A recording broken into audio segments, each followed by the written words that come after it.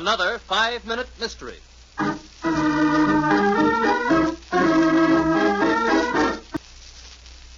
Well, how does Dream Girl look today, Willie? She's still the best horse in this track, Mr. Hillary. How long have you been handling her, Willie? Ever since you bought her, don't you remember? I'm paying you a great deal of money to train these horses of mine. When do they start paying off? Well, you can't expect a winner in every race, Mr. Hillary. I'm familiar with the law of averages. That's why I've asked my question. If you don't like the way I've been taking care of your stable, you can get yourself another trainer. Not so fast. We have a contract. You're a liar. Break it. No. You've been a trainer for 20 years. You've been with my stable for 2. And in that period of time, you've made your worst record. What I'm trying to do is figure out why. Where's the answer? You don't buy your horses right. I got bad horses to work with. Dream Girl's your best one. See? She agrees with me. Yeah, very touching. But since you can't accept a subtle hint, suppose I come to the heart of what I'm talking about. What do you mean? Simply, Willie, that you've been doctoring up my horses. I've got proof, and I'm going to see you put away for more years than you've been racing. Oh, no, you're not. Put down that shoe, you fool. Sure, I'll put it down. Oh! So long, Hillary. The race is over. When did you find the body here in the stable, Willie? Right before the first race. I was coming to look over Dream Girl before she was posted. Where was the body lying? There, by the door. There's a pile of straw almost covering it. Why do you suppose Dream Girl attacked Mr. Hillary? I don't know. I've always noticed she got sort of restless whenever he come in the stable. Look at the marks on Hillary's skull, Willie. Notice the imprint of the heels on his chin and cheeks? And the mark at the top of the shoe on his forehead? She really must have struck out at him. Where's the horse now? In the next stall. Mind if I look at her? No, go right ahead. She's in here. Hello, girl. Say, there's blood all over her right hind hoof. Yeah, I seen it there before, but I left it alone for you to look at. How long did you wait to call me after you discovered Hillary's body, Willie? I dashed to the nearest phone. I didn't waste a minute.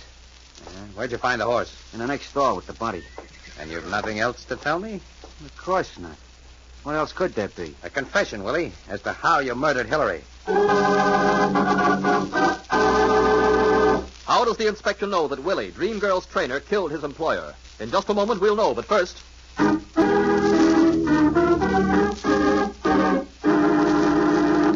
And now, back to our story. Hey, you crazy inspector, you can see for yourself that Dream Girl killed Hillary. Look at the imprint of the horseshoe in his head. I did look at the imprint, Willie. That's all I need to send you to the chair. As a man who's spent his life around horses, Willie, you should have known better. A horse always kicks up with its hind hoof, Willie, not down. Therefore, if Dream Girl had attacked Hillary, the imprint of her heels would have been embedded in the forehead and not in his chin. Well, I'm sure I mean... Yeah, it's all right, Willie. I know what you mean. You killed Hillary with one of Dream Girl's shoes. Perhaps this will teach you a lesson, Willie. Never try to pin a murder rap on a horse.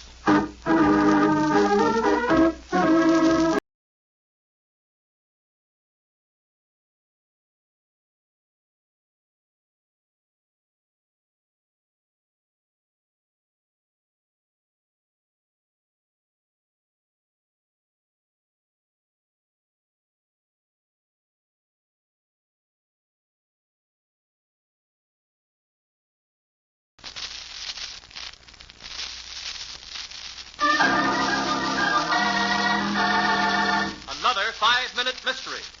Well, Sergeant, if it hadn't been for your smart sleuthing, we never could have pinned those forgeries on Richie Albert. I think you can take a little of the credit yourself. He's sure to be sent up for a nice long term. Too bad all cases aren't this simple. You mean the Forsyth case? Exactly. Over 4 months old, and we haven't cracked it yet. And I'm sure whoever forged those checks on Forsyth is the same person who murdered him. Yes, it's obvious Forsyth found out who the forger was, and the guy had to bump him off or get caught.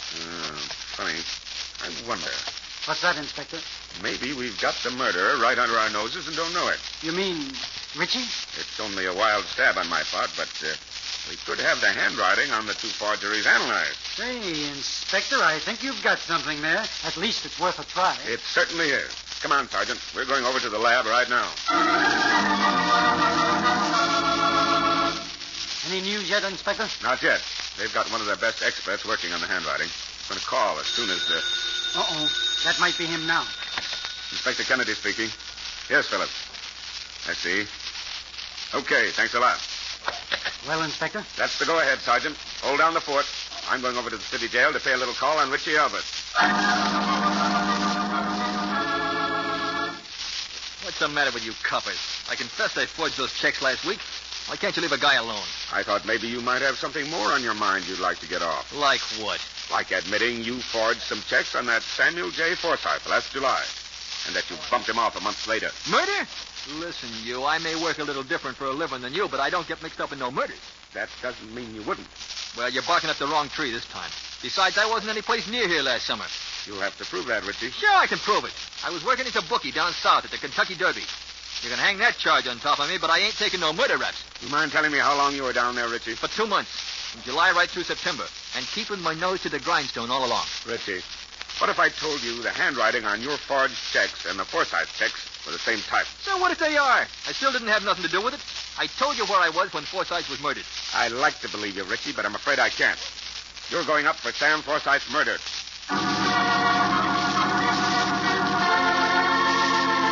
How does Inspector Kennedy know Richie Alberts is lying? Do you know the clue? In a moment we'll hear, but first... She couldn't have been at the Kentucky Derby last August, as he said, because the Kentucky Derby is run only in the spring.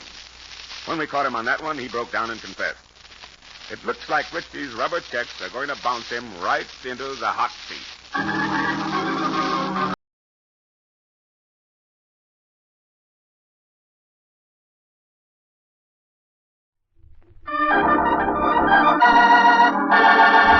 Another 5-minute mystery.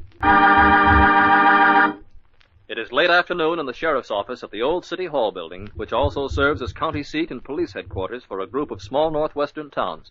Well, I tell you, Johnny, that there old trout down by the railroad bridge made a fool out of me for the last time. Think you'll take that new fly, huh, Ain't Sheriff? a fish alive could turn down this spotted hackle I tied on last night. As soon as the sun gets a little lower in the sky, I'm gonna... Hello. Yes, it's police headquarters. What? Down by the river? I'll tell the sheriff right away.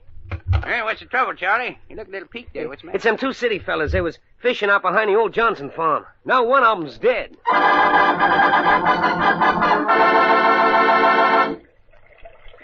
I left Uncle Bill's body just the way I found it, Sheriff. My name is Harold Kendall. His name was Olson. Yeah, looks like he tripped on the roots at the edge of this steep bank and smashed his head against them rocks down by the water. I can't believe Uncle Bill is really dead. Yeah, well, ain't no use letting the body hang there by its feet. Doc Simpson, the coroner, is on his way out here. Now, easy, Charlie. Yep, careful of them there roots. Looks of this blood all over his face and on his shirt. He must have skinned himself up pretty bad. Nope. All the blood come from this one gash here inside of his head. Hey, you say this man was your uncle? Yes, I'm what you might call his favorite nephew. He was a bachelor. Didn't like most of his relatives. Yeah, where was you when he fell? Across the river, about 50 yards up. You can see the place from here. When I saw Uncle Bill fall... Yeah, you saw him fall. Yes, I didn't think it was serious at first. Uncle Bill was such a good fisherman. He was getting ready to cast his line. He walked up to the edge of the bank and... Let's see. Well, that'd put his back to the sun. That's right. Then before he could cast, he seemed to stumble and fall forward. After he fell, he just hung there with his feet tangled in the roots and his head against that sharp rock where you were so careful to put it. You're under arrest, Kendall, for murder.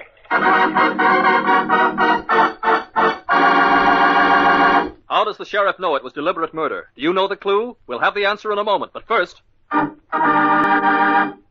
Now for the solution to our mystery. But I told you exactly what happened. Keep your eye on him, Charlie. You seem awful sure this fella done it, Sheriff. I don't see how you... Well, he lied to us twice, Charlie. And the way I figure, he stands to inherit some money from that uncle of his. That is, providing he got away with this here murder, which he didn't. It was easy enough for him to hit his uncle on the head with a rock and then rig his feet in them roots to look like he tripped and fell. But he made two mistakes. The first was when he told us his uncle was a good fisherman. No good fisherman would walk up to a stream with his back to the sun and his shadow falling on the water he intended to fish in. When he told us his uncle died hanging head down, I knew he was lying. There's blood all over his uncle's face and shirt. And blood don't run uphill any more than that there river does.